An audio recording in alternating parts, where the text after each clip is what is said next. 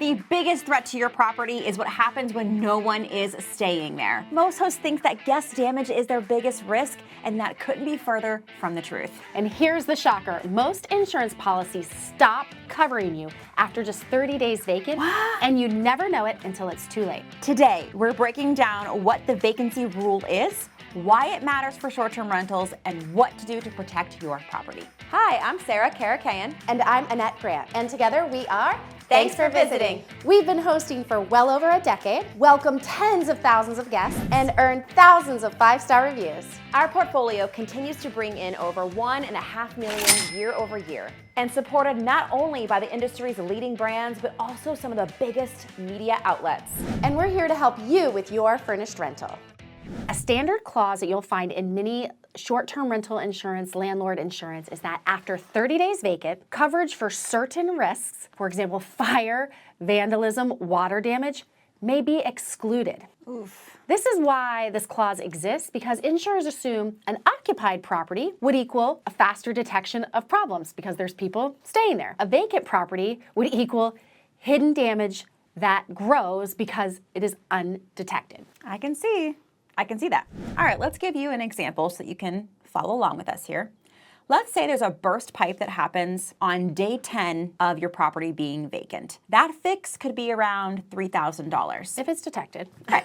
A burst pipe after 40 days, again, not detected. Let's say that first one was never detected. Now as 40 days have gone by, that vacant property might have a $30,000 repair, plus there's probably mold damage because it's been sitting for so long, and honestly, mold damage isn't usually covered by insurance anyway. Another example, a vacant property is vandalized after 6 weeks of being vacant. Not going to be covered. Storm damage might still be covered because, according to insurance companies, the way they think, storms happen whether the home is occupied or not. But water, fire, or vandalism is tied to vacancy and so therefore is often denied. So it's not the guest that's the biggest risk, according to our friends at the insurance companies. It's when no one's around to notice what's happening. That's where the risk is, and that's why insurance companies want nothing to do with it. And you know, if there is a guest not staying in your home, you're less likely to swing by, your turnover team isn't swinging by, so we all know how this goes. All of a sudden, time flies, and you're like, wait a second, I haven't checked in on my property for over a month. So here are some examples that might just happen to you. Slow seasons. There's our natural vacancies that sometimes you go a longer period of time without a guest stay. And again, those 30 days can creep up on you quickly. Maybe you're someone that's trying to toggle between a short-term rental and mid-term rental strategy. And those gaps also between short-term rental guest and mid-term rental guest can all of a sudden creep up into over 30 days. Let's say you're trying to sell your property because you want to buy more properties and it ends up sitting there for weeks, that turns into months, hopefully not, but these are just examples of a way this can happen really quickly to you if you're not paying attention. And then it's one of those things that just accidental vacancies. Let's say you were doing some improvements and you blocked off a week or two, and then maybe you and your family were gonna go right after, you end up not going, and then all of a sudden, or that said project goes a lot longer, and then you have your house is just vacant for that 30 plus days, or maybe a guest cancels. So here's just things you have to really be mindful of how long it's been since you've had a guest in your home. And we see it happen time and time again, where hosts are lulled into a false sense of security because short-term rental sounds covered, but vacancy rules apply the same way. This is why having the right insurance partner matters. And thank you to Steadily, our sponsor for today's video. Steadily specializes in landlord insurance for short-term rentals, property liability, and loss of rental income coverage. They only work with real estate investors, so their agents actually speak your language. Built as InsurTech, they operate quickly, efficiently, and accurately.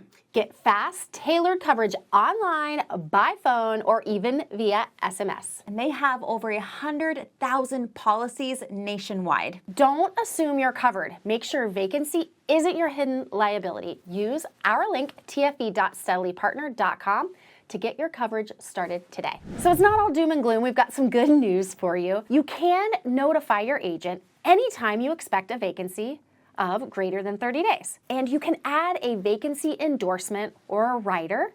Usually it's very inexpensive and can extend that coverage. So you're gonna wanna have, just some things that you wanna do if you know you're gonna have this over 30 days. Have someone check in on the property regularly, an inspector, your cleaner, a handyman, a neighbor, a trusted neighbor. Early detection on anything is going to obviously equal smaller claims and smaller headaches for you. So we want you to treat vacancy like planning a hosting system, right? Is just as important as pricing or turnovers. And I'll give you an example. We use an operational software to help us automatically schedule cleanings and inspections and changing the batteries in our smoke detector and doing all sorts of things when it comes to caring for the property. And we have that's automated on our software every 2 weeks to do a wellness check. So if the property is vacant, that wellness check automatically pops up, and you better believe we honor that wellness check. So any sort of automation, something that's going to not rely on your brain is best, because remember, as hosts, you wear so many hats, and most of us hosts aren't just hosting. You might have another full-time job, other real estate investments, children, right? Family things that are going on. If you don't think time is going to fly by and slip through your fingers, you're very wrong. So automate this as best you can and make sure that you have something reminding you to go check on your property. And hopefully we don't have these extended vacancies. Yes. But if we do, like Sarah said, you just want to make sure that you are checking in. That's why that's something that we do. We know sometimes other hosts get a little lazy about this. You always want to make sure that you're getting in right after your guest checks out. Yeah. Even if you know you don't have a guest for quite some time, you want to get in there. Make sure you can detect anything that needs attention in your home. And let's face it, most hosts think that insurance gaps claims are all about the guest. But the truth is, the riskiest times are when your property is empty. Yeah, that 30-day vacancy rule is one of those fine print details that can cost you tens of thousands if you're not aware of it. So we're making you aware of it. The good news is it's easy to fix if you know who to ask and how to ask. So don't let your property sit unprotected. And last but not least, we do just need to reiterate, you must have short-term rental coverage. Yeah. This was going deeper into it, but the overarching thought here is we still talk to people who think their homeowner's insurance is short-term rental insurance, and it is not. Air cover is not insurance. So we want today, if anything, we want you to take some time and reach out to your short-term rental insurance company. If you don't have one, check the link, reach out to Steadily, but you now know better, so now you've got to do better. And just like I said, once you know better, you've got to do better. And we can be honest, I didn't know about this rule until we were interviewing an insurance company. And it was really an aha moment for us of just how we have to protect our assets.